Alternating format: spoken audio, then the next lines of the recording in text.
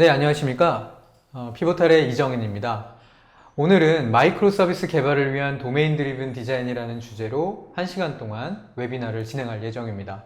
오늘 저와 함께 실제 도메인 드리븐 디자인, 그리고 보리스, 그리고 스냅 2까지 같이 진행해 주실 황주필 매니저님도 옆에 함께 소개해 드립니다. 안녕하십니까, 황주필입니다. 피보탈에서 플랫폼 아키텍트로 클라우드 네이티브 애플리케이션을 위한 플랫폼, 컨테이너, 쿠버네티스 등을 담당을 하고 있습니다. 오늘은 마이크로 서비스를 개발하기 위한 방법론으로 DDD에서 이야기하는 이벤트 스토밍, 그리고 피보탈에서 만든 보리스와 스냅을 통해서 마이크로 서비스를 정의해 보도록 하겠습여 네, 사실 지난 6월 달에 저희가 마이크로 서비스라고 하는 주제를 가지고 첫 번째 웨비나를 진행했었는데요. 3개월여 만에 다시 찾아왔습니다.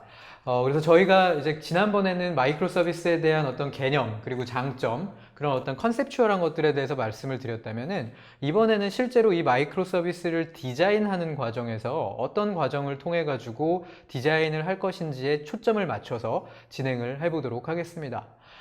그래서 저희가 지금 이 화면에 보이시는 왼쪽에 이제 DDD라고 하는 워크샵을 통해 가지고 이런 스티커들을 붙여나가면서 전체 비즈니스 도메인을 우리가 어떻게 해석하고 이거를 가지고 어떤 형상으로 되어 있는지 도메인을 나누고 그 안에 여러 가지 데이터들 그리고 익스터널 시스템들 어떤 식으로 이것들이 연관이 되어 있는지를 한눈에 바라볼 수 있도록 도메인 드리븐 디자인의 철학을 바탕으로 한 이벤트 스토밍에 대해서 말씀드릴 예정이고요.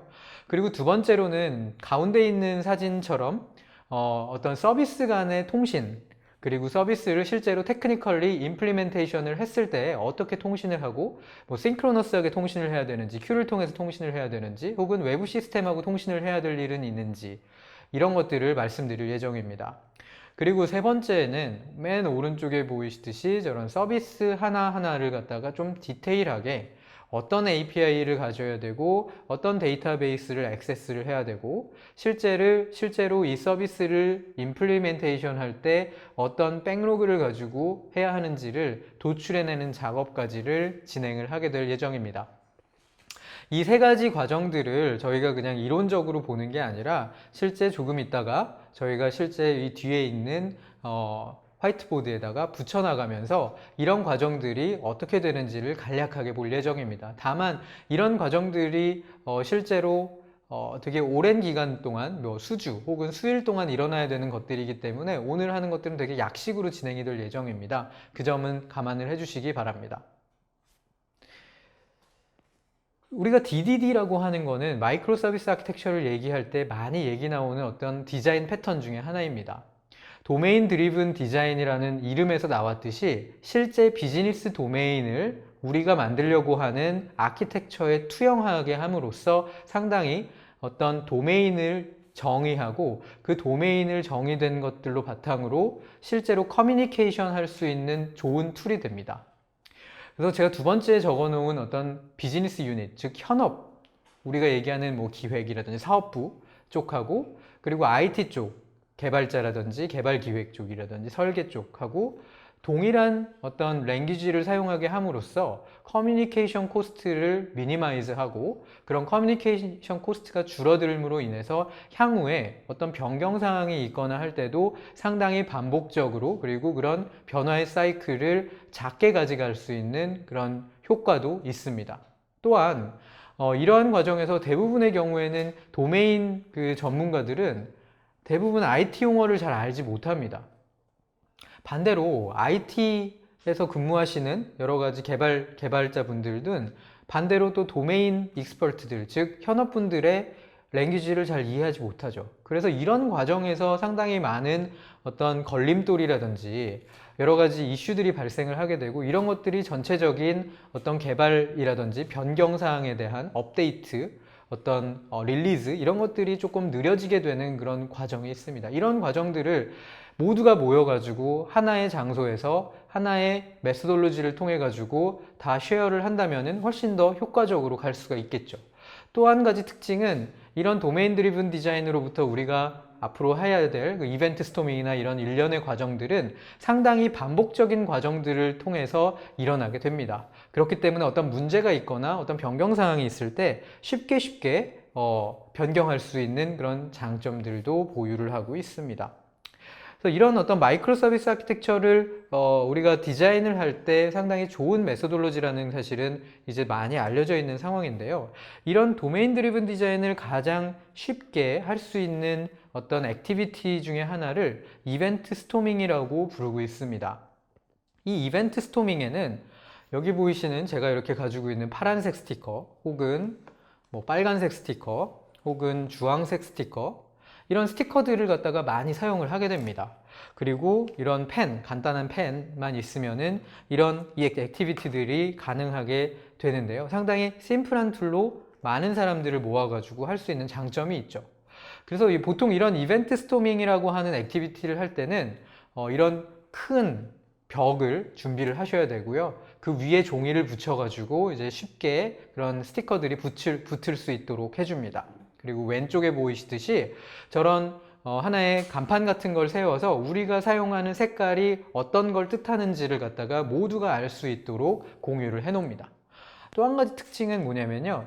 이 어떤 그 월 앞에는 자리가 없습니다. 좌석이 없습니다. 즉 의자가 없다는 거죠. 그래서 모두가 서서 합니다.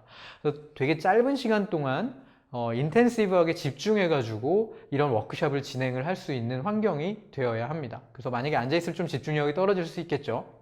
아까 말씀드렸듯이 이런 스티키 노트들 그리고 줄, 어떤 테이프 혹은 이제 이런 마커 같은 것들을 사용해 가지고 간단한 툴로서 진행을 하게 됩니다. 한 가지 특징은 뭐냐면요. 개발자뿐만 아니라 현업 그리고 이 프로그램 혹은 이 애플리케이션을 짜는 많은 사람들을 한 곳에 모아가지고 진행을 해야 된다는 점입니다. IT만 모아가지고 하는 것도 아니고요. 모든 사람들이 다 같이 모여가지고 해야 된다는 점이죠. 이 이벤트 스토밍이라고 하는 거는 상당히 심플한 툴로 하기 때문에 상당히 이해가 하기 쉽습니다. 그리고 비즈니스 쪽과 IT 쪽이 온라인을 맞추는 가장 좋은 툴이기도 합니다. 같은 랭귀지를 사용할 수가 있죠. 그리고 이 비즈니스 쪽에 있는 즉 그 현업분들을 되게 효율적으로 끌어들일 수 있는 툴이기도 합니다. 이런 액티비티를 한다는 것 자체가 신선할 수도 있고요. 그리고 마이크로 서비스를 디자인할 때 도메인이나 서브 도메인을 가를 수 있는 또 간단한 툴이기도 합니다.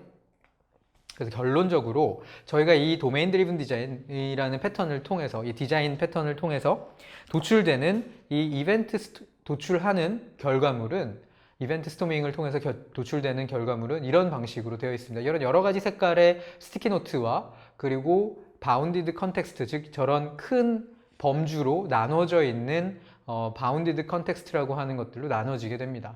요 각각의 어떤 그 컬러에 대한 의미에 대해서는 제가 조금 이따 바로 설명을 드리도록 하겠습니다. 요 주황색 스티커는 저희가 이제 주황색 스티커를 사용하게 되는 거는 이벤트를 주로 도출할 때 사용을 합니다. 우리가 어떤 애플리케이션을 만들 때 그 애플리케이션을 사용하는 사용자들도 이벤트를 받을 수 있고요. 그 시스템 안에서도 이벤트들이 일어날 수가 있습니다.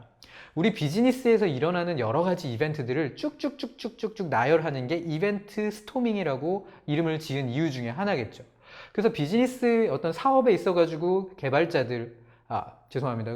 어떤 사용자들이 맞게 되는 그런 이벤트들을 쭉쭉쭉쭉 일어나는 거고요. 이런 이벤트의 유형에는 어떤 노티피케이션도 있을 수 있고요. 어떤 상태가 바뀌는 것도 이 노티피케이션 이벤트에 속하게 됩니다. 또 한 가지는 이런 이벤트들은 다 과거형 그리고 수동형으로 사용을 쓰게 됩니다. 예를 들어 가지고 item added to cart라고 해서 아이템이 카트에 들어갔다, 들어감 이런 식으로 어떤 과거형 그리고 수동형으로 사용을 하게 되고요. 이런 식의 어떤 이벤트들이 쭉쭉쭉쭉 나열이 되게 됩니다. 그리고 이 이벤트들이 이렇게 나열이 되는데요. 이 이벤트를 일으키는 어떤 커맨드가 있게 됩니다. 그래서 이 커맨드는 이 이벤트의 소스가 되는 애라고 생각하시면 될 것 같아요. 그래서 이런 커맨드가 있어서 이 이벤트가 일어나게 되었다라는 의미라고 보시면 될 것 같습니다. 이 커맨드는 파란색 스티커로 붙여서 제공이 되게 우리가 이 액티비티를 하게 됩니다. 그래서 파란색과 주황색을 얘기를 했고요. 또 노란색이 있습니다. 이 노란색이 마이크로 서비스로 전환될 때의 가장 중요한 키 컨셉 중에 하나입니다. 우리가 이 자바 개발자들은 아시겠지만 클래스를 우리가 디파인 할 때 그 안에는 여러 가지 엔티티들을 또 가지고 있게 되죠. 여러 가지 어트리뷰트들을 가지게 됩니다. 예를 들어 가지고 어떤 상품의 아이템을 생각해 보면은 그 안에는 상품의 아이디도 있을 거고요. 상품에 대한 이름, 수량, 그리고 이 코드, 판매 코드 이런 것들이 그 안에 다 포함이 되겠죠. 그래서 아까 말씀드렸던 그 커맨드가 특정 클래스나 그 애그리게이시라고 불리우는 이 오브젝트에다가 영향을 주어서 이 오브젝트가 결국에는 이벤트까지 건네가는 그런 과정이라고 보시면 될 것 같아요. 이 애그리게이트는 아까 말씀드렸듯이 여러 가지 애트리뷰트들이 있고요. 이 애그리게이트과 애그리게이트, 즉 이 아이템과 뭐 예를 들어 오더, 카트 이런 느낌의 그 클래스들끼리는 서로 오브젝트로 레퍼런싱 하는 게 아니라 아이디로 레퍼런싱 한다고 얘기를 하고 있습니다. 즉 타이틀리 커플드 되어 있는 구조가 아니라 어떤 API라든지 이런 거 호출을 통해 가지고 루즐리 커플드 되어 있는 그런 관계를 가져갈 수 있는 개념을 애그리게이시라고 얘기를 하고 있습니다. 그래서 이 세 가지가 가장 키가 되는 어떤 컨셉입니다. 이거 외에도 여러 가지 컨셉들이 있지만은 일단 오늘은 이 세 가지를 갖다가 주로 말씀드릴 예정입니다. 그래서 이런 상관관계도가 나올 수 있겠죠. 즉, 예를 들어 내가 어떤 아이템을 장바구니에 넣는 명령을 내린다. 그러면은 이거는 실제로 아이템이라고 하는 애그리게이트에 영향을 미쳐서 결국에는 이 아이템이 장바구니에 들어가게 됨, 이런 식의 어떤 플로우를 가게 됩니다. 그리고 또 이 아이템 애그리게이트하고 마지막에 그 이벤트는 아토믹하게 일어나게 되고 원자성을 가지게 되는데요. 이 두 개는 항상 같이 일어난다는 얘기입니다. 그래서 어떤 이벤트가 일어나서 그 이벤트가 일어났을 때는 항상 저 애그리게이트에도 스테이트 체인지가 있다라는 얘기고요. 아이템에 스테이트 체인지가 있으면은 이벤트가 일어난다라는 상관관계를 가지게 됩니다. 우리가 앞으로 이제 이런 이벤트들을 쭉쭉쭉쭉 붙여 나갈 건데요. 이 이벤트는 타임 시리즈, 즉 시계열별로 우리가 붙여 나가요. 왼쪽에서 오른쪽으로 갈수록 점점 이제 나중 일들로 이제 들어가게 되는 거고요. 또 왼쪽에 제가 이제 파란색으로 아까 쓰게 될 커맨드라고 하는 애도 항상 커맨드와 이벤트는 하나의 짝으로 일어나게 됩니다. 근데 어떤 경우에는 저 커맨드가 너무 명시적이고 당연해서 저런 것들을 생략해야 되는 경우들도 많이 있습니다. 그래서 저희는 오늘 많은 부분들을 좀 커맨드에 대해서는 좀 생략을 하지만은 키가 되는 커맨드들만 가져갈 예정입니다. 그리고 저 커맨드가 영향을 끼치는 애그리게이트, 그리고 그 애그리게이트에 영향을 끼쳐서 스테이트가 체인지 되면은 그걸로부터 이벤트가 일어나는 저 세 가지가 하나의 페어가 되어 가지고 계속적으로 진행이 되게 되는 형태입니다. 맨 왼쪽에 있는 커맨드 파란색, 그리고 어떤 경우에는 익스터널 시스템한테 변경 요청을 할 수도 있고요. 혹은 애그리게이시라고 하는 우리가 정의할 그 클래스나 이런 쪽에다가 이제 요청을 할 수도 있고요. 그렇게 됐을 때 궁극적으로 도메인 이벤트가 발생을 하게 되겠죠. 저런 쌍으로 동작을 하게 될 거고요. 우리가 이제 조금 이따 황주필 매니저님하고 제가 할 액티비티들을 보면은 이런 식으로 이벤트들을 주황색 스티커로 쭉쭉쭉쭉 붙여나가게 됩니다. 그리고 저 빨간색 스티커는 익스터널 시스템이라고 해서 저 이벤트가 일어날 때 혹시 필요한 외부 시스템이 있으면 저렇게 빨간색으로 붙이게 됩니다. 그리고 이런 것들을 또 저희가 그룹핑을 해나감으로써 도메인을 지정을 하게 될 거고요. 이런 식으로 저희가 이제 도메인 드리븐 디자인을 하게 되고, 궁극적으로는 이런 형태의 도메인과 애그리게이트와 커맨드와 이런 전체적인 맵이 나오게 됩니다. 이런 식으로 나오게 되면은 좋은 점은 되게 쉽고 간결하게 모두가 모여가지고 하나의 그림으로 이해할 수 있다라는 점이죠. 그리고 이것들을 실제 마이크로 서비스로 연관 짓는 데 있어가지고 그 마이크로 서비스의 그래뉴얼리티를 조금 더 명확하게 파악할 수 있고, 이 그림으로부터 되게 논리적으로 가져갈 수 있는 장점들이 있습니다. 그래서 도메인 드리븐 디자인을 통한 이런 이벤트 스토밍이 최근에는 되게 필수적으로 앞단에서 일어나는 액티비티가 되어가고 있습니다. 그리고 그 다음부터는 사실은 이렇게 나온 그 디자인들을 실제 이 모델을 테크니컬한 임플리멘테이션으로 가져가야 되는 이슈들이 있습니다. 그걸 저희는 보리스 다이어그램이라고 얘기를 합니다. 그래서 이 화면에서 보시듯이 이런 노란색들이 아까 얘기했던 어그리게이트나 도메인이라고 보면요, 이 어그리게이트 간의 통신을 싱크로너스라든지 어싱크로너스로 진행하게 되고요. 그리고 저 분홍색으로 되어 있는 것들은 익스터널 시스템으로 연결함으로써 이런 테크니컬한 임플리멘테이션을 진행을 하게 됩니다. 그리고 마지막으로는 이쪽에 있는 서비스들, 지금 조금 전에 도출했던 서비스 중에 일부 서비스에 대해서 이런 식으로 그 서비스의 상세 스펙들을 정의를 하게 됩니다. 이 서비스는, 카트라는 서비스는 어떤 API를 가져가야 되고 어떤 데이터를 가지고 있어야 되고 액세스해야 되고, 그럼으로써 우리 개발자들은 어떤 유저 스토리를 가져가야 되는지, 그리고 이걸 구현하는데 리스크는 없는지, 연동하는데 리스크는 없는지, 그리고 이 서비스가 어떤 UI랑 연동이 되는지, BFF랑 연동이 되는지, 이런 것들을 하나의 화면으로 도출을 하고요. 이런 것들이 각각의 서비스마다 각각 하나씩 도출이 되고 각각의 개발팀에서 각각의 서비스들을 맡아가지고 진행을 하게 됩니다. 여기까지가 이제 저희가 오늘 쭉 해야 되는 그런 액티비티를 쭉 설명을 드렸고요. 오늘 저희가 해야 되는 애플리케이션은 이렇습니다. 피보탈 뱅크라고 하는 애플리케이션인데요. 이 화면을 보시게 되면은 흔히 우리가 알고 있는 은행 애플리케이션이라고 보시면 될 것 같아요. 이 은행은 뭘 해야 되죠? 어떤 디포짓을 해야 되고, 즉 입금과 출금이 돼야 되고, 그러려면은 계좌가 있어야겠죠. 근데 여기서 조금 더 나아가서 계좌뿐만 아니라 내가 투자하고 싶은 주식을 검색할 수 있고 시황을 볼 수 있고 그 주식에다가 투자하고, 즉 매수하고 매도하는 기능까지가 이 애플리케이션을 우리가 만들려고 하는 애플리케이션이라고 가정하겠습니다. 대부분의 경우에는 이런 애플리케이션이 형상이 없는 경우에 이걸 만들어내기도 하지만은 있는 거를 갖다가 마이크로 서비스로 전환하는 경우도 있죠. 그 두 가지 모두에 해당이 됩니다. 그래서 이 애플리케이션이 그냥 없다고 생각하고 우리 머릿속에만 있다고 생각하고 이런 이벤트 스토밍을 하셔도 되고요. 아니면 있는 애플리케이션을 갖다가 다시 한번 오르가나이즈 한다는 생각을 가지고 하셔도 됩니다. 이 화면을 보시면은 아래쪽에 레지스트레이션이라고 하는 부분이 있습니다. 이게 이제 유저를 등록하는 화면인데요. 여기에 이제 create one이라고 하는 걸 클릭을 하게 되면은 유저를 등록하는 화면이 나오게 되겠죠. 그래서 유저 정보를 클릭을 하고 그 다음에 register를 누르게 되면은 새로운 유저가 들어오게 됩니다. 그럼 여기까지를 한번 이 이벤트를 갖다가 한번 스토밍을 해보도록 하겠습니다. 자, 먼저 아까 보셨듯이 사용자 링크를 선택을 했죠. 사용자 생성 링크를 선택을 했습니다. 제가 지금 이 색깔은 파란색으로 했죠. 그러니까 어떤 액션과 어떤 커맨드를 우리는 파란색으로 표시를 할 겁니다. 그럼 이 커맨드에 해당하는 아까 보셨던 그 화면이 나오게 되겠죠. 그 화면이 나오는 것들을 이제 하나를 더 붙일 수가 있고요. 그리고 그 화면에 나오게 되면은 사용자에 대한 정보들을 입력하는 화면이 또 보였습니다. 그래서 우리는 사용자 생성 정보 입력됨이라고 하는 이벤트를 생성을 할 수 있습니다. 그래서 사용자 생성 정보들이 입력이 되었고요.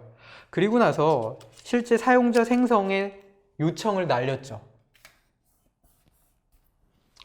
그럼 이 커맨드에 따른 사용자의 생성이 완료된다라는 이벤트가 또 후속적으로 일어나게 되고요. 커맨드와 이에 따른 후속 이벤트. 그리고 어떤 경우에는 사용자가 생성이 되지 않을 때도 있을 겁니다. 그래서 생성됨과 실패됨을 같은 패러럴하게 이렇게 위아래로 붙였습니다. 즉 이런 경우의 수가 있을 때는 위아래로 바로 붙여서 이제 붙일 수가 있는 거고요. 이렇게 됐을 때 만약에 사용자가 생성되는 경우에는 보통 이메일로 알림이 전송되는 이벤트가 또 발생을 합니다. 사실 여기까지는 어떻게 보면은 외부에서 보이는 어떤 이벤트들, 사용자가 직접 하는 이벤트도 있을 거고요. 근데 이런 알림 전송됨 이런 것들은 사실 내부에서 일어나는 이벤트이기도 합니다. 그래서 알림이 전송될 때는 사실은 이메일로 알림이 전송된다고 가정을 하면은 외부에 있는 SMTP 서버 쪽하고 통신을 하게 됩니다. 근데 이 외부의 SMTP라고 해서 제가 빨간색으로 이 익스터널 시스템을 붙였는데요. 꼭 이 익스터널 시스템은 우리 우리 회사 바깥에 있는 시스템을 익스터널 시스템으로 얘기하는 게 아니고, 우리가 지금 빌딩하고 있는 이 애플리케이션, 이 시스템의 바깥에 있는 거면 무조건 이제 익스터널 시스템이라고 얘기를 하기도 합니다. 그래서 이런 사용자가 생성된다고 하면은 로그인 페이지로 다시 이제 리다이렉트를 시키는 것까지가 또 이벤트가 일어나겠죠. 그래서 다시 정리를 하자면은 파란색은 커맨드, 그리고 노란색은 주황색은 이벤트, 그리고 빨간색은 외부 시스템. 이렇게 해가지고 우리가 오늘 계속 이 범주를 사용을 하게 될 예정입니다. 다시 이 홈페이지를 다시 한번 들어가서 보도록 하겠습니다. 아까 그 초기 페이지에서 보셨던 그 웹사이트를 보시면요. 여기에 보시면은 유저 이름과 패스워드를 입력하게 되어 있습니다. 이 유저 이름 제가 아까 만들어 놓은 걸로 한번 로그인을 해보도록 하겠습니다. 그러면은 이제 로그인이라고 하는 버튼을 또 누를 거고요. 로그인을 누르게 되면은 현재 내가 가지고 있는 포트폴리오 정보, 그리고 나의 정보, 그리고 오른쪽에 보면은 내가 가지고 있는 계좌 2개에 대한 정보가 이렇게 나오고요. 나의 계좌 어떤 밸런스가 잔액이 나오게 됩니다. 그리고 특이한 거는 이 위에 주식 시황 정보들이 계속 나오게 됩니다. 그래서 이 Financial Services라고 하는 섹터, 그리고 IT 쪽의 섹터 등의 이런 주요 어떤 내가 관심 있는 주식들의 정보들이 이렇게 나오게 됩니다. 그래서 내가 로그인을 했고요. 그리고 로그인을 했을 때 이런 기본 정보들이 나오게 됩니다. 자, 그러면은 다시 여기까지를 또 이벤트 스토밍을 해보도록 하겠습니다. 조금 전에 보셨듯이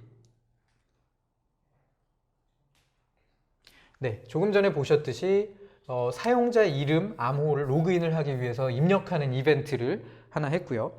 그리고 이 입력이 됐을 때 이후에 사용자 로그인을 요청을 했죠. 커맨드를 날린 거죠. 그리고 커맨드를 날렸을 때 두 가지가 일어날 수 있겠죠. 똑같이 사용자가 로그인이 되는 경우와 사용자가 로그인이 되지 않는 경우, 두 가지로 나눌 수가 있을 겁니다. 그리고 사용자가 로그인이 되면은 아까 보셨듯이 나에 대한 정보를 가지고 오고요. 그리고 주식 정보, 아까 보셨던 그 오른쪽 상단에 있었던 내가 관심 있는 주식 정보를 실제 외부 시스템과 접속해가지고 가지고 오는 경우도 있습니다.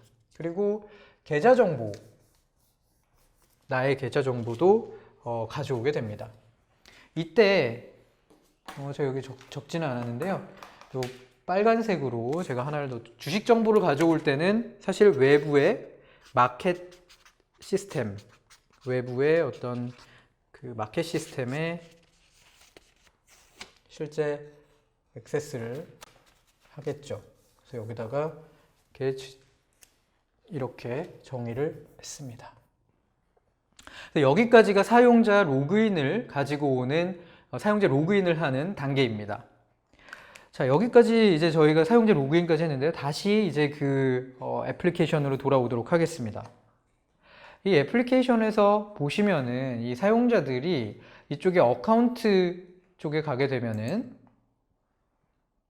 우리 애플리케이션은 이 어카운트에 대한 정보를 쉽게 볼 수 있어야 되고, 또한 이 어카운트를 생성할 수도 있어야 됩니다. 온라인으로. 그래서 어카운트 이름은 예를 들어 뭐 세이빙 어카운트 이런 식으로 해서 이제 만드는 거죠. 그리고 밸런스를 입력을 하고요. 내가 입금할 어떤 돈을 입력을 하고요. 통화, 그리고 이게 커런트인지 세이빙인지를 해서 크리에이트 어카운트를 하게 됩니다. 이 어카운트를 누르게 되면은 실제로 내가 만들어진 어카운트가 여기에 보이게 되고 나의 잔액이 보이게 되는 거죠. 그리고 여전히 이쪽에는 또 공식의 그 외부의 마켓 시스템에서 불러 들어오는 여러 가지 주식 시황 정보들이 존재를 하게 됩니다. 자, 그럼 계좌 생성부터 한번 진행을 해보도록 하겠습니다. 계좌 생성은 이쪽에다가 한번 붙여보겠습니다. 일단은 우리가 계좌 생성을 하기 위해서는 계좌 생성에 필요한 여러 가지 정보들, 계좌 이름이라든지 밸런스라든지 이런 것들을 입력을 해야겠죠. 그리고 나서 계좌 생성을 요청하는 커맨드를 이제 날리게 됩니다. 그리고 나서 계좌가 생성이 되거나 계좌 생성이 실패하는 경우가 생기게 되겠죠. 그리고 나서 계좌가 생성이 되더라도 계좌를 검증을 해야 될 거고요. 이 검증을 하는 데 있어 가지고는 또 외부에 있는 시스템과 액세스를 해야 될 수도 있습니다. 그리고 계좌 검증이 성공적으로 완료가 된다면은 이제 내부적으로는 알람을 또 전송을 해야겠죠. 그래서 계좌가 만들어졌습니다라고 하는 거를 외부 SMTP와 통신을 해서 이렇게 계좌 생성에 대한 프로세스를 가져갈 수가 있습니다. 또 아까 보셨듯이 여기 오른쪽에 보시면은 이런 Financial Services, 뭐 Information Technology 아까 보셨던 것이 주식 시황 정보를 불러오는 그런 이벤트도 일어나게 됩니다. 이 주식 시황 이벤트는 또한 아까 보셨던 마켓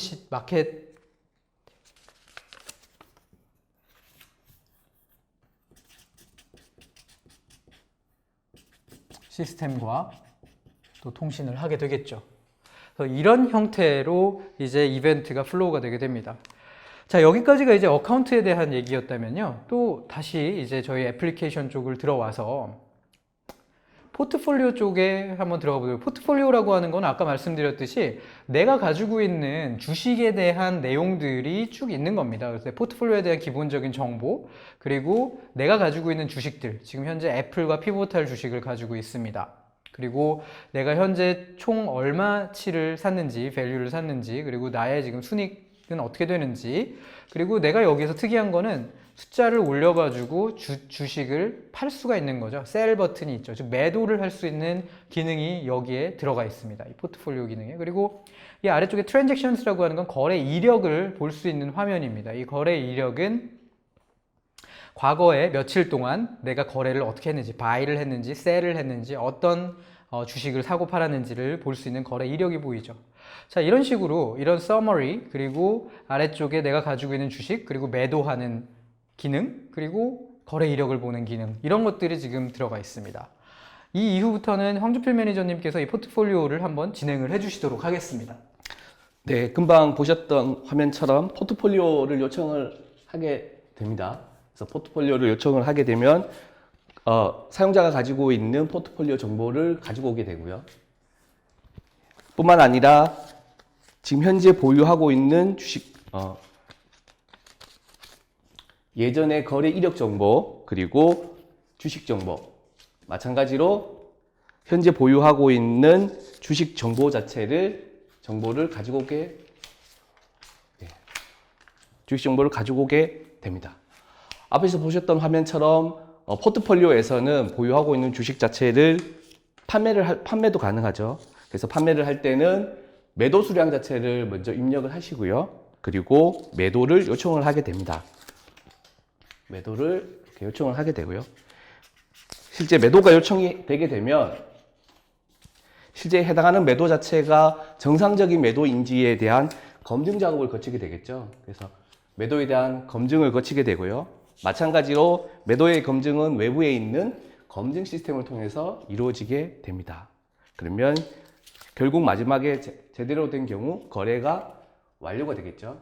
거래가 완료가 된 경우에는 이런 거래는 실제로 외부에 있는 마켓 시스템을 통해서 거래가 이루어지고, 거래가 정상적으로 이루어진 경우는 이 알림 시스템을 통해서 외부에 해당하는 정보를 알려주게 되겠습니다. 네, 다음으로 트레이드 정보를 잠깐 보도록 하겠습니다. 그래서 웹페이지를 먼저 보시면요.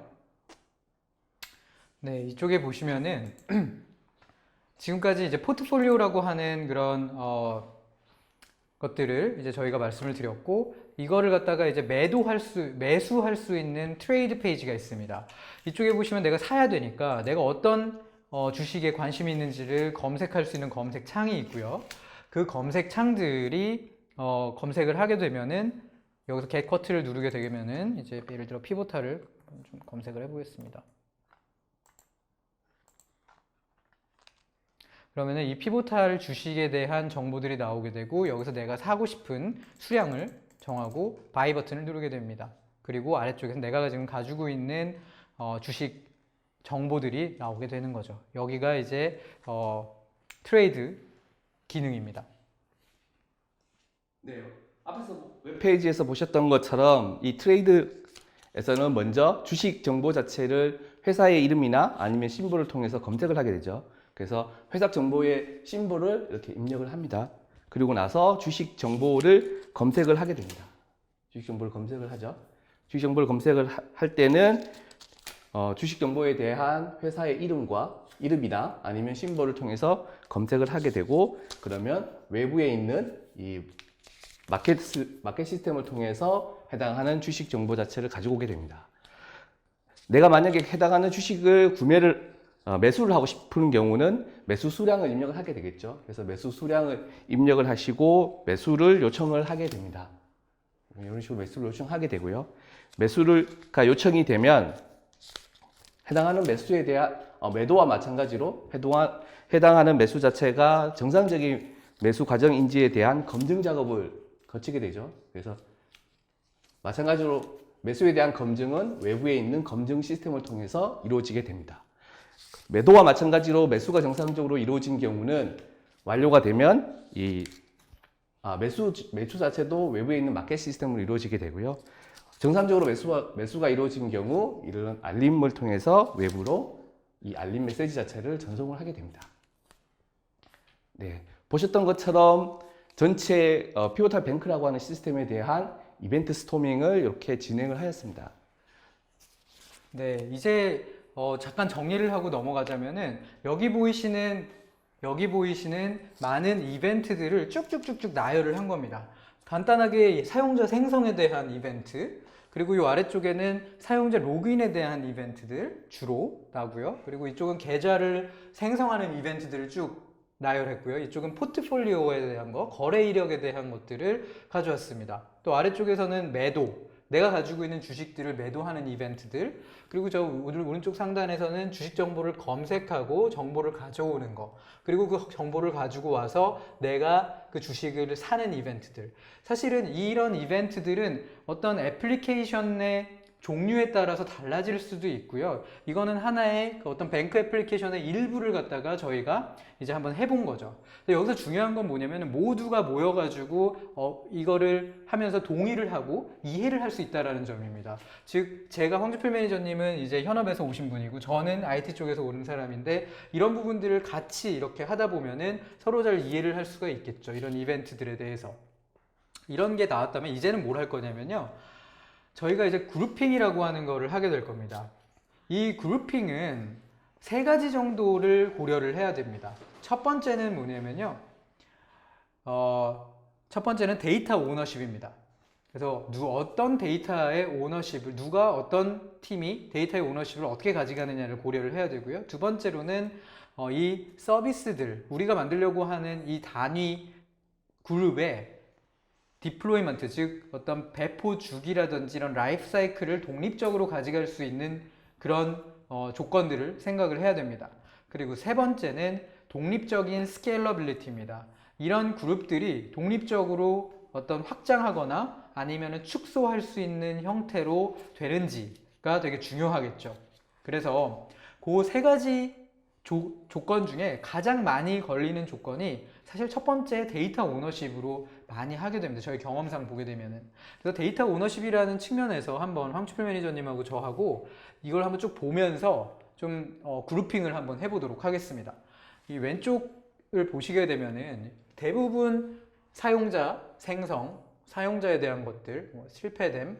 근데 여기 보면은 알림이라든지 이런 부분들은 사실 사용자하고는 많이 그렇게 중요한, 그러니까 완전히 연관되어 있는 이벤트는 아닙니다. 그래서 이걸 빼가지고 별도의 공간에다가 붙여 놓겠습니다.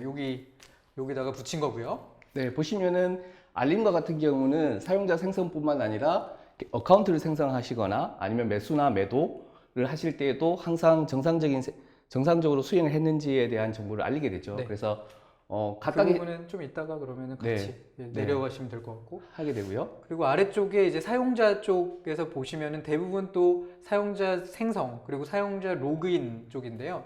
여기 보시면은 약간 사용자하고 또 맞지 않는 부분이 주식 정보를 여기서 가지고 옵니다. 마켓 시스템에서 가져오게 됩니다. 그리고 또 계좌 정보를 또 가지고 오는 부분도 있고요. 그래서 이 부분은 역시 띄어서 네. 별도의 그래서, 공간. 네, 주식 정보를 가지고 오는 쪽으로 이렇게 두도록 하겠습니다. 네. 그리고 계좌 정보는 마찬가지로 어카운트 쪽에 이렇게 두도록 하겠습니다. 그래서 다시 네. 이쪽에는 대부분 이제 사용자 쪽에 관련되어 있는 어떤 이벤트들과 커맨드들로 이루어져 있고요. 그래서 이 부분은 저희가 애그리게이트를 정의할 수가 있을 것 같습니다. 이쪽 왼쪽에 대한 부분은 애그리게이트를 사용자라고 해서 이제 하나 붙여놓도록 하겠습니다. 그리고 이쪽을 우리가 애그리게이트로 나눴기 때문에 애그리게이트 위에 여기를 바운디드 컨텍스트로 한번 나중에 이제 일단 그룹핑을 하고 나눠서 나서 진행을 해보도록 진행을 하겠습니다. 하고요. 자, 그럼 오른쪽으로 넘어와서 계좌 생성, 그리고 계좌 생성됨, 실패됨, 계좌 검증됨, 또 역시 여기도 알림이 있네요. 그래서 알림은 아래쪽으로 네, 빼도록 아래쪽으로 하겠습니다. 내리고요. 그리고 그럼 이쪽에는 지금 대부분 이제 계좌 생성 그리고 검증 이런 것들에 대한 얘기들이 주로 많이 오게 됩니다. 그래서 이쪽은 애그리게이트를 이제 계좌라고 하는 애그리게이트를 넣도록 하겠습니다. 그리고 이쪽에 보시면은 포트폴리오에 대한 얘기가 있습니다. 한 가지 특이한 거는 여기도 포트폴리오, 내가 가지고 있는 포트폴리오에 대한 정보를 가지고 오지만은 또 한 가지 특이한 거는 거래 이력이라고 하는 트랜잭션에 관한 정보들도 가지고 옵니다. 그리고 주식 정보에 대한 일반적인 주식 정보 시스템을 가지고 오기 때문에 얘도 마켓 시스템과 액세스하는 쪽으로 넘기고요. 그리고 보유 주식 정보는 이쪽으로 넣도록 하겠습니다. 이게 지금 너무 따닥따닥 붙여서 좀 아래로 내리고요. 여기 좀 네, 그렇게 되면 여기 포트폴리오라고 하는 애그리게이트를 여기에다가 지정을 할 수가 있겠죠. 그래서 포트폴리오라고 하는 애그리게이트를 지정을 하고요. 포트폴리오에는 앞에서 설명한 것처럼 거래 이력이 항상 같이 이렇게 움직이게 됩니다. 그래서 마찬가지로 거래 이력이라고 하는 것도 이렇게 같이 지정을 하도록 하겠습니다. 그리고 아래에서 그 트레이드를 하시게 되면 내가 보유하고 있는 주식을 매도를 하거나 또는 매수를 할 수 있겠죠. 그래서 위에서 정의가 되어 있는 매수를 매도와 같은 형태로 이루어지기 때문에 이렇게 저희가 이제 이런 스티키 노트를 사용하는 첫 번째 이유 중에 한 가지도 이런 이벤트 스토밍을 하시다가 이런 변경 사항이나 이런 게 있을 때 손쉽게 옮길 수가 있기 때문에 이런 스티키를 많이 사용을 합니다. 그래서 알림 같은 경우는 이렇게 아래쪽으로 같이 다 모으게 되고요. 네, 이렇게 되겠죠. 그래서 네, 알림에 관련된 같은 경우는 이쪽으로 한쪽으로 모으게 되고요. 매수와 매도 쪽을 이렇게 모아서 사용을 하실 수가 있습니다. 그렇게 생각해 보면 이런 주문이라고 하는 이런 애그리게이트이 또 하나가 이렇게 정의가 될 수가 있겠죠. 네, 오른쪽을 보시면 각각의 그 포트폴리오나 매수 매도를 하시게 될 때 이런 주식 정보를 외부에서 가지고 오거나 보여줘야 되는 경우가 있는데요. 그런 경우는 이런 주식 정보라고 하는 애그리게이트를 정의를 해서 해당하는 주식 정보에 대한 것들을 이렇게 가지고 올 수가 있겠습니다. 그리고 마찬가지로 공통적으로 사용하실 수 있는 이런 이제 노티피케이션이라고 하는 영역 자체가 이렇게 만들어지겠죠. 그래서 이벤트 스토밍을 하시고 나면 전체적으로 사용하는 애그리게이트와 이벤트를 중심으로 이렇게 그룹핑이 되는 것을 보실 수가 있습니다. 자, 여기서 이제 한 가지 말씀드릴 거는 저희가 이제 도메인을 좀 한번 나눠볼 겁니다. 대부분의 경우는 이런 애그리게이트라고 하는 이 노란색으로 되어 있는 어떤 개념들로 이제 컨텍스트를 나누는 게 대부분 일반적인 경우들도 있는데요. 여기 지금 포트폴리오나 거래 이력에서 보시듯이 이 거래 이력은 사실 이 포트폴리오하고 거의 1대1로 매핑이 되는 그런 구조입니다. 그래서 되게 디펜던시가 높고 어떤 의존성이 높기 때문에 같이 다니는 애죠. 그래서 얘는 굳이 하나 이상의 두 개 이상의 어떤 도메인으로 나눌 필요가 없다라는 사실을 조금 알 수 있습니다.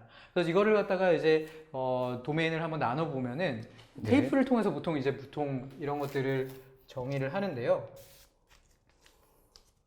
그 왼쪽에 이제 사용자 쪽. 예, 사용자 애그리게이트를 중심으로 사용자라고 하는 서비스 캔디데이트 자체를 나눌 수가 있겠죠. 그리고 계좌라고 하는 애그리게이트를 통해서 계좌라고 하는 서비스를 생각을 해볼 수 있을 것 같고요. 그리고 마찬가지로 포트폴리오와 거래 이력 정보를 가지고 있는 포트폴리오 서비스를 이렇게 생각을 해보실 수가 있겠습니다. 그리고 공통적으로 포트폴리오나 주문의 주식 정보를 제공하기 위한 주식 정보라고 하는 서비스를 생각을 해볼 수 있고요. 마지막으로 이렇게 공통적으로 사용을 하는 노티피케이션이라고 하는 서비스를 이렇게 생각을 해보실 수가 있겠습니다. 이 파란색으로 되어 있는 게 바운디드 컨텍스트고요. 이 노란색으로 되어 있는 게 애그리게이트입니다. 그래서 바운디드 컨텍스트 하나에는 하나 이상의 애그리게이트이 있을 수 있고, 여기 보시면 두 개가 있죠, 애그리게이트. 그리고 적어도 하나 이상의 애그리게이트들이 있어서 이런 것들을 실제로 서비스 다이어그램으로 옮길 때 이제 유용하게 사용이 될 수 있는 하나의 큰 그림이 되겠죠.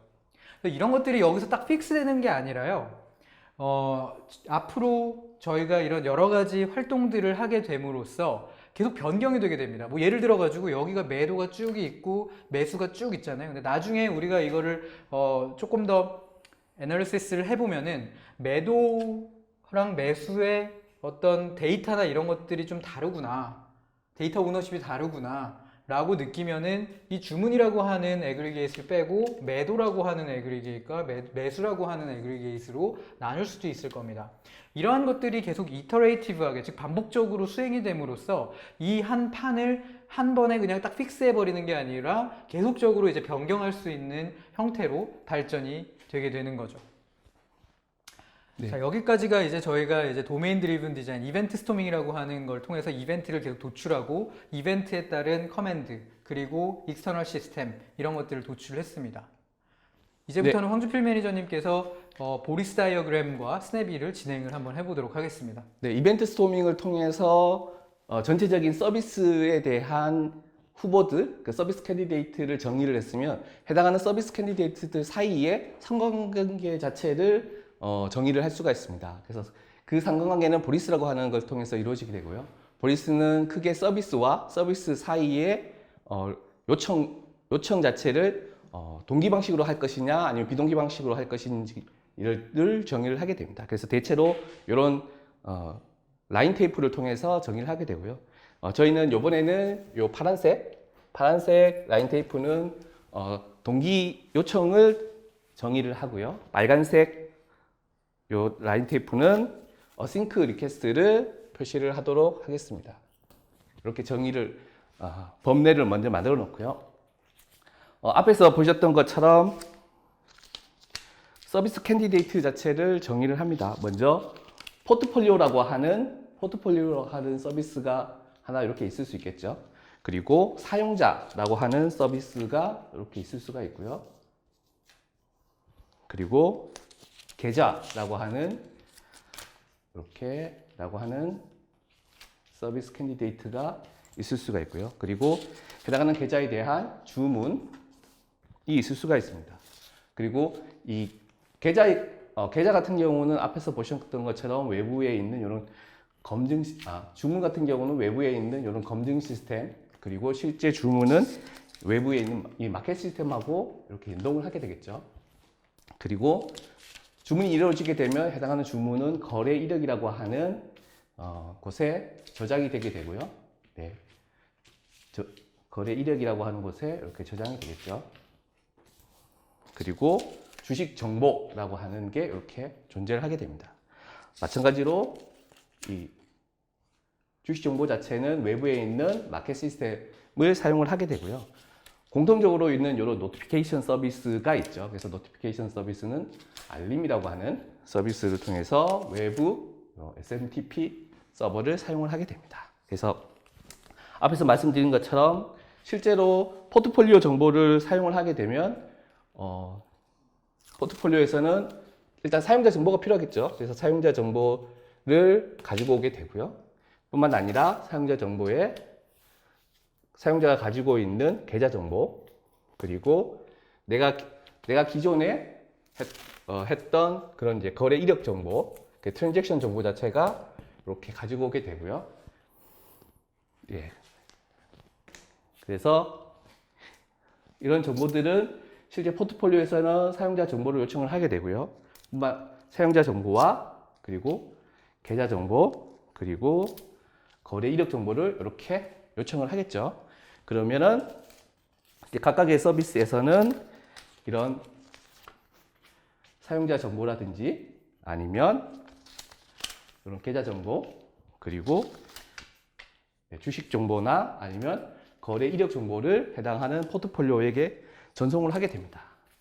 그리고 포트폴리오에서 매도나 매수를 하게 되면 주문 시스템에 주문을 하게 되겠죠. 그래서 주문 같은 경우는 싱크로 요청을 하는 게 아니라 비동기로 이렇게 주문을 해보도록 하겠습니다. 그래서 어싱크하게 주문을 날리게 되고요. 어싱크하게 이렇게 포트폴리오에서 주문을 날리게 되죠. 그러면 이렇게 매도나 또는 매수를 포스트로 날리게 됩니다. 그 주문이 이루어지게 되면 해당하는 주문은 검증 시스템과 마켓 시스템 쪽에 가서 확인을 하겠죠. 그래서 밸리데이션을 하거나 실제 주문 자체를 마켓 시스템 쪽으로 요청을 할 때도 마찬가지로 어싱크로 요청을 하게 됩니다. 주문이 정상적으로 이루어진 경우는 주문이 정상적으로 이루어졌다고 하는 알림을 외부 SMTP를 통해서 날리게 되겠죠. 그래서 주문이 정상적으로 이루어졌다고 하는 정보를 마찬가지로 어싱크로 알리게 되고요. 알림도 마찬가지로 외부에 있는 요 SMTP 서버에다가 알림 정보를 보내게 됩니다.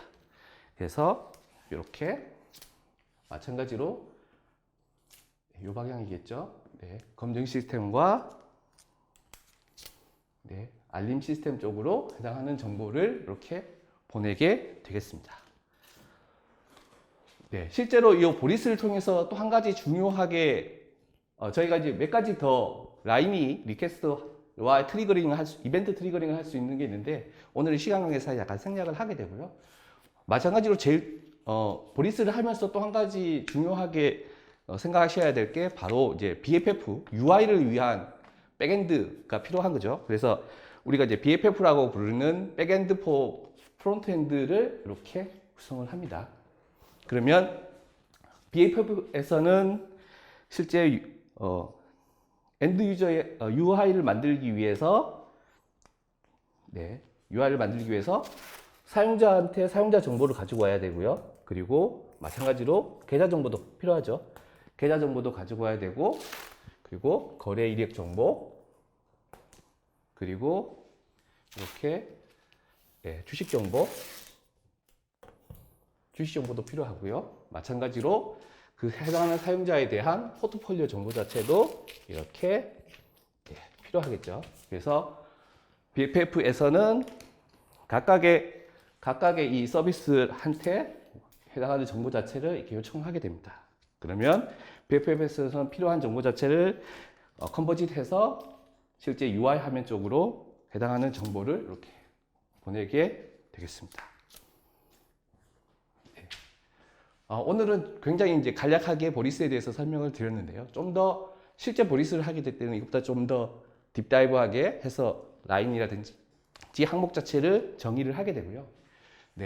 마지막으로 보리스라고 하는 과정을 끝나게 되면 각각의 서비스에 대해서 그 스냅이라고 하는 과정을 진행을 하게 됩니다.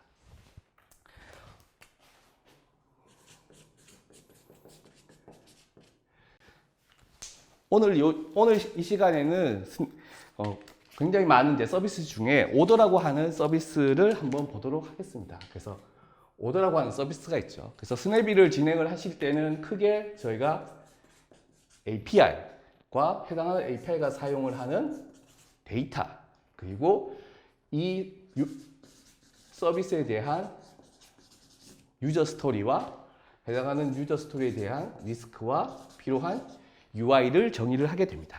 그래서 오더를 먼저 이제 오더에 대한 이제 API를 한번 생각을 해보시면 먼저 전체 정보를 가지고 오는 뭐 오더스를 생각해 볼 수가 있죠. 그리고 앞에서 보셨던 것처럼 매수와 매도를 생각할 수 있습니다. 그래서 뭐 포스트 바이나 또는 포스트 셀 같은 걸 생각을 해 볼 수가 있겠죠.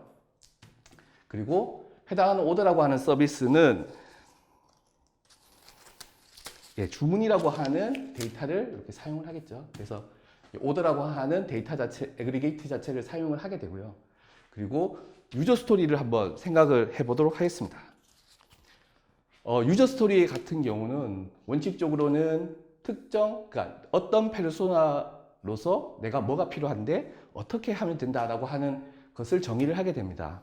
하지만 오늘 시간에는 조금 더 간략해서 뭐 매도를 요청했다 또는 매수를 요청했다 라든지 아니면 회사 이름으로 주식을 검색했다 라고 하는 식으로 이렇게 오더라고 하는 서비스를 생각을 해볼 수가 있습니다. 뿐만 아니라 이 오더에서 이 스냅일을 할 때 또 중요한 항목 자체가 이런 API 마이크로 서비스를 정의할 때 어떠한 리스크가 있는지에 대한 것도 같이 정의를 하게 됩니다. 그래서 예를 들어서 외부에 있는 마켓 시스템을 연계를 해야 되기 때문에 그때 뭐 장애가 생겼을 때 어떻게 대처할 것이냐 라든지 이런 것들이 함께 고려가 되어야 합니다. 네, 이상으로 오더라고 하는 서비스에 대한 간략한 스냅을 보여드렸습니다. 네, 고생하셨습니다. 오늘 전체적으로 이런 플로우를 가지고 저희가 진행을 했는데요. 처음에 저희가 했던 거는 그냥 이벤트를 스토밍을 했죠. 그래서 전체의 어떤 이벤트들을 쭉쭉쭉쭉 붙여나감으로써 이벤트를 쭉 붙였고요. 그 다음에 이벤트들을 그룹핑을 해서 저희가 이런 노란색 스티커들, 애그리게이시라고 하는 것들을 다 나눴습니다. 그 다음에 저희가 이 파란색으로 이런 도메인들을 내보내기 시작했죠. 그래서 전체적인 어떤 우리가 만들려고 하는 시스템에 대한 이해를 모두가 가능하도록 했고요. 이렇게 이제 전체적인 시스템을 한눈에 볼 수 있도록 한 다음에 주로 이런 애그리게이시라고 하는 노란색으로 되어 있는 형태로 저희가 오른쪽에 보이는 이런 보리스 다이어그램을 만들기 시작했습니다. 그래서 이 노란색이 주식 정보, 계좌 이런 것들이 하나의 서비스로 매핑이 되어서 이제 들어가게 됐고요.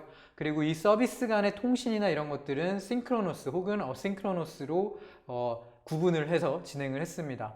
그리고 모든 것들은 사실 이런 테이프 그리고 이런 스티커 그리고 이런 스티커들을 가지고 한 이유는 언제든지 변경이 될 수 있도록 하기 위함입니다. 그래서 마커로 쓰지 않고 이런 것들은 이렇게 띄었다 뗐다 할 수 있는, 붙였다 할 수 있는 것들로 진행을 한 겁니다. 그래서 이런 외부 시스템, 서비스 그리고 우리가 가지고 오는 정보들 이런 것들을 간략하게 저희가 보리스 다이어그램으로 표현을 했습니다. 이 보리스 다이어그램이 꼭 하나만 나오는 게 아니라 여러 가지 케이스에 따라서 다르게 되고요. 지금 여기에서 나오는 이런 이벤트들을 갖다가 한 번씩 흘려보게 됩니다. 즉 BFF에서부터 시작해서 이 이벤트들을 흘려보고 이런 API들을 정의를 하게 되는 거죠. 그래서 이런 과정들이 이 보리스 다이어그램을 통해 가지고 표현이 되게 되고 이 보리스 다이어그램이 끝나게 되면은 그 중에서 일부 서비스들에 대해서 이런 디테일한 스펙들을 정할 수 있게 되는 거죠. 그리고 또 주필 매니저님 말씀하셨지만은 이 유저 스토리라고 하는 부분은 결국에는 우리가 관리하는 백로그로 들어가는 애들입니다. 그렇기 때문에 그 백로그를 사용할 수 있도록 상당히 스페시픽하게 적어줘야 되는 경우들도 많이 생긴다는 점을 염두해 주시면 감사하겠습니다. 네. 다시 저희 그 화면으로 돌아와서요. 제가 마지막으로 요걸 좀 정리를 하고 마무리를 하도록 하겠습니다. 이 화면에 보시면은 제가 아까 말씀드렸던 그 유저 스토리라고 하는 부분이 있었죠. 그래서 그 유저 스토리를 갖다가 백로그라고 간정을 하고 그거를 피보탈 트래커라고 하는 이런 툴로 이용해서 관리를 하게 됩니다. 그래서 실제로는 이제 개발이 시작되게 되면 여기까지 이제 디자인한 것들을 바탕으로 개발을 시작하게 되면은 그 개발을 하시는 분들은 이런 툴들을 통해 가지고 하나에서 커뮤니케이션을 할 수 있는 구조가 되는 거죠. 그래서 저희가 지금까지 한 거 DDD, 그리고 이벤트 스토밍, 그리고 보리스 다이어그램, 그리고 스냅이까지를 같이 한번 해봤습니다. 피보탈은 이런 여러 가지 프로그램들, 그리고 이런 DDD라든지 보리스라든지 이런 클라우드 네이티브 혹은 마이크로 서비스로 전환하는 데 있어서 필요한 여러 가지 프로그램들을 체계적으로 제공하고 있습니다. 맨 왼쪽에 보시면은 피보탈 플랫폼 엑셀러레이션 랩이라고 하는 곳에 제가 빨간색으로 펼쳐놓은 PAL for Application Architect라고 하는 코스는 3주에서 4주 정도 되는 되게 인텐시브한 코스로서 이런 모더나이제이션에 관련되어 있는 것들을 배우실 수 있는 과정입니다. 그리고 맨 오른쪽에 하단에 제가 FTX라고 되어 있는 거는 실제로 고객사, 즉 저희와 같이 일하시는 분들의 프로젝트를 기존에 있던 모놀리틱 애플리케이션을 마이크로 서비스로 전환한다거나 아니면 그린필드, 즉 새로운 애플리케이션을 마이크로 서비스 기반으로 개발하는 것들을 적어도 12주, 즉 3달에서 4달 동안을 실제 같이 페어를 통해서 수행함으로써 진행하게 되는 프로그램입니다.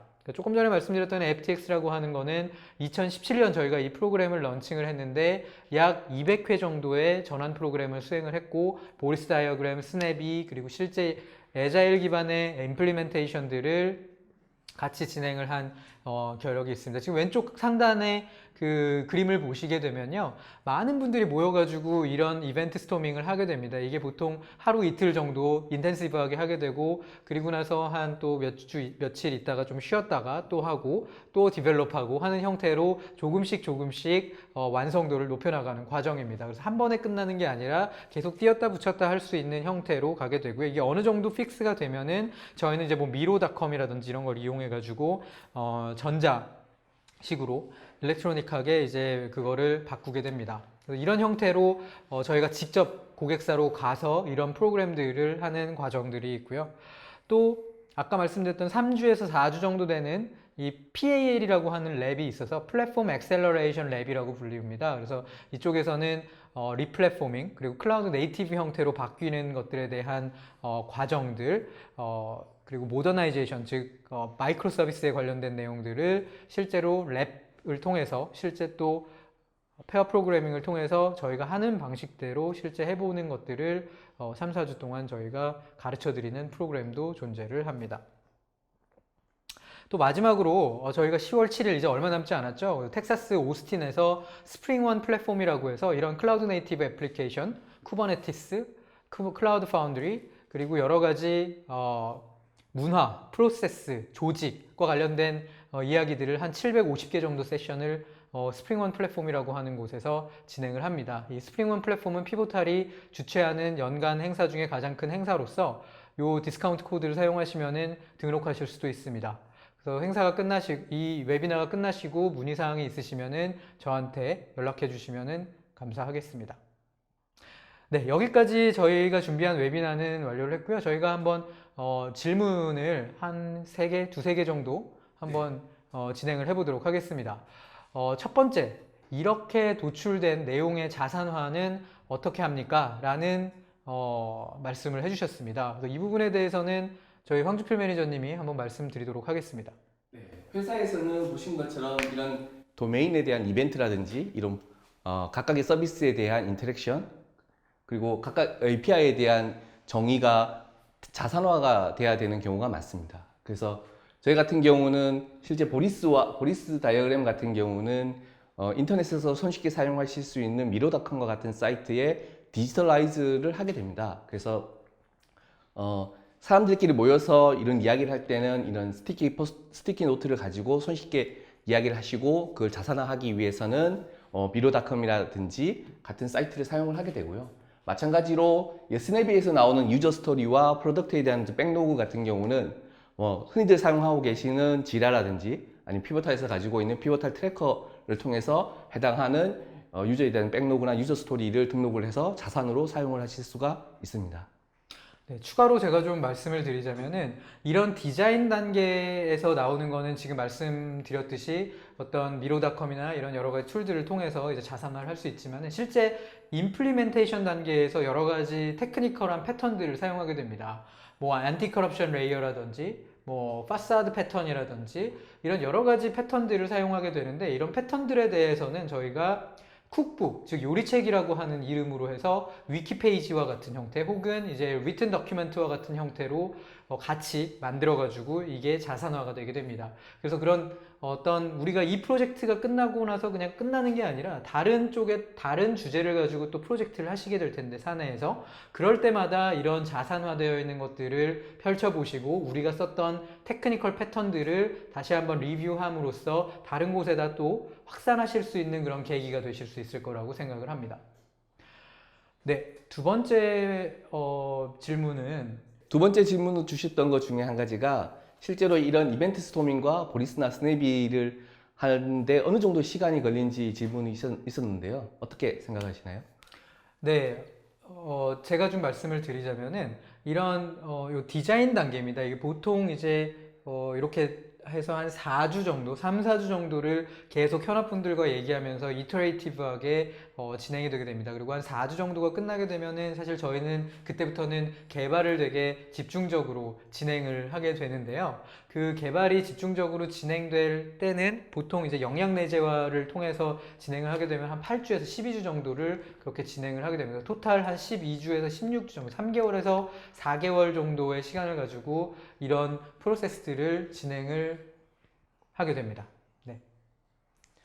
네, 또 다른 질문으로서 이제 회사가 큰 경우는 이런 DDD를 도입을 하기 위해서 개발팀뿐만 아니라 현업의 도움이 절대적으로 많이 필요한데 어떻게 하면 현업의 도움을 잘 얻을 수 있을까요? 라고 뭐 그런 사례가 있으면 듣고 싶습니다. 라고 하는 질문이 있었습니다.